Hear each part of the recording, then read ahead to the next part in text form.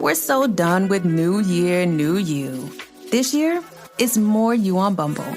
More of you shamelessly sending playlists, especially that one filled with show tunes. More of you finding Geminis because you know you always like them. More of you dating with intention because you know what you want. And you know what? We love that for you. Someone else will too. Be more you this year and find them on Bumble. Build a routine with Ollie that supports your wellness needs, like getting your daily vitamins and minerals with Ollie's multi-gummies, or keeping your mood upbeat with all the vitamin D in Hello Happy. Give your gut health some support with probiotics, and wake up feeling refreshed after taking Ollie Sleep.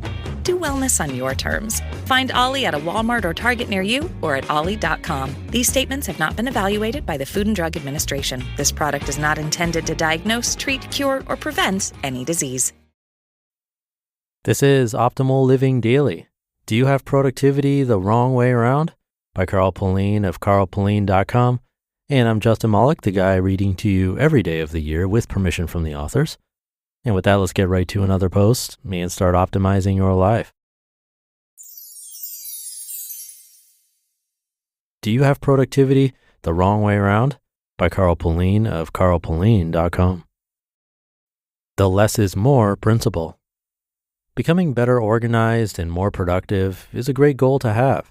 It frees up your time to do the things you want to do.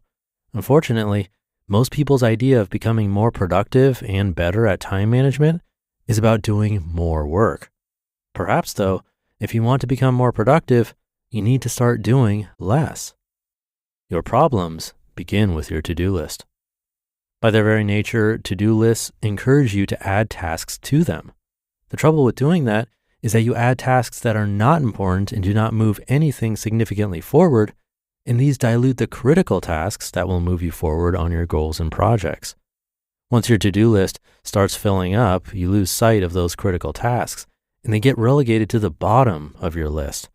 It's human nature to pick the low-hanging fruit. If you see a task that says, sort out downloads folder, you'll choose that task over a task like, write 1,000 words of my book. To clean out your downloads folder, you'll likely need no more than 20 minutes and not a lot of thought. To write 1,000 words of your book, you'll have to open up Word, think, and stay sat down for an hour or two. Which task are you more likely to do? To-do lists also change the way you think about your work. You get caught up in activities and not the outcomes you're trying to achieve.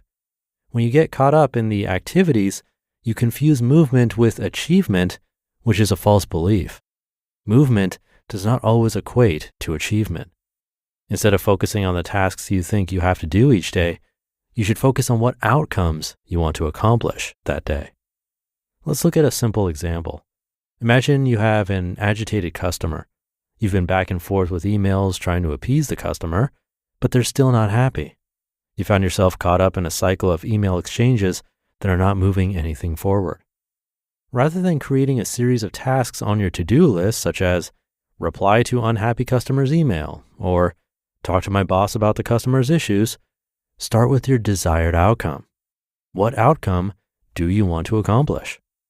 Your outcome could be something like to solve this customer's problem and to turn them into our happiest customer. Now ask yourself, what do you have to do to achieve that result? In my mind, it'd be to pick up the phone and talk to the customer. If they're in a different country with a different time zone, schedule a Zoom call with them.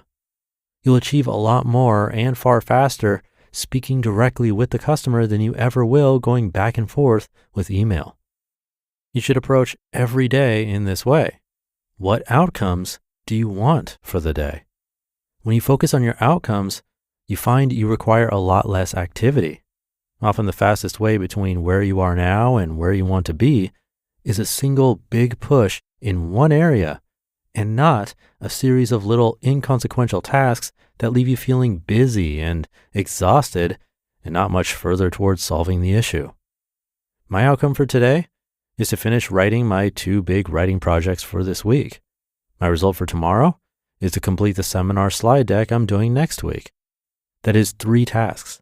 But if I accomplish those tasks in the next 48 hours, I will have moved so much of my work for the week forward.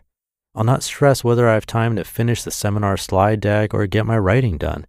I know I'll get them done because these are written in my task manager and have the required amount of time blocked off in my calendar to make sure they get done.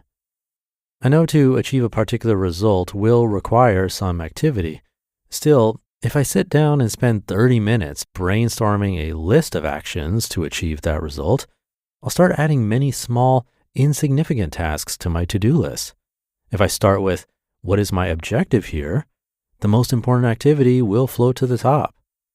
What's my objective here? Well, to write this week's blog post.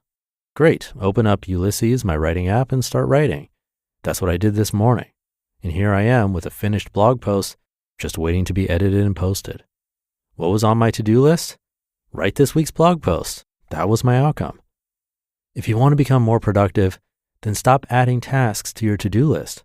Think about what you're trying to achieve and make that your task.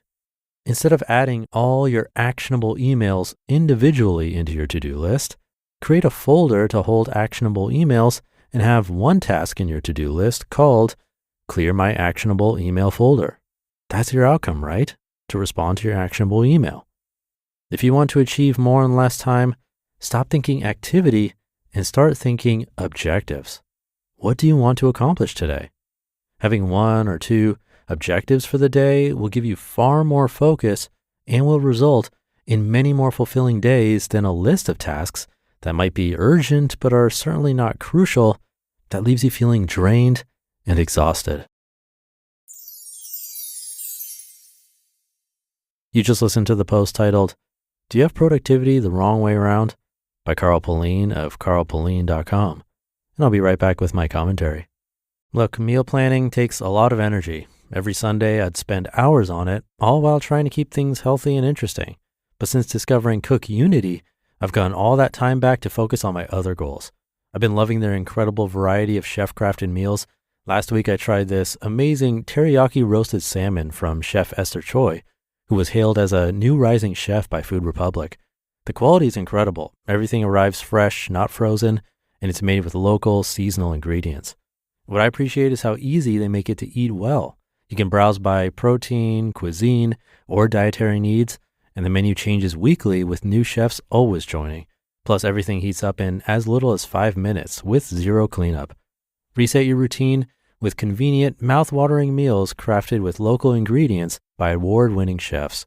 Go to cookunity.com/old or enter code OLD before checkout for 50% off your first week. That's 50% off your first week by using code OLD or going to cookunity.com/old. Thank you to Carl, a really nice perspective. I definitely get stuck in making lists of tasks and it can feel productive, but I think he's right. If it's not making progress towards our biggest objectives, we're probably not progressing as much as we could. I think one thing that can help is tracking. It doesn't have to be permanent. So, for example, if our objective is to get out of debt, which is a common topic over on Optimal Finance Daily, I think it can help to start tracking every dollar you spend, at least for a month. After that, it's not as important, but when you do it for that 1 month, you really get a feel for where you are. Plus, there's more awareness and pressure to not spend because it needs to be tracked. It's easier to find where you can cut spending. Again, if you choose to continue to do it, that's great, but not necessary. I've been tracking all my income and expenses down to the penny since 2010, but that's because I find it pretty easy these days. If you want to use what I'm using, you can visit oldpodcast.com/track. But I'll leave it there for today. Thank you for being here and listening every day. It means a lot. Have a great and productive rest of your day, and I'll see you back here again tomorrow, where your optimal life awaits.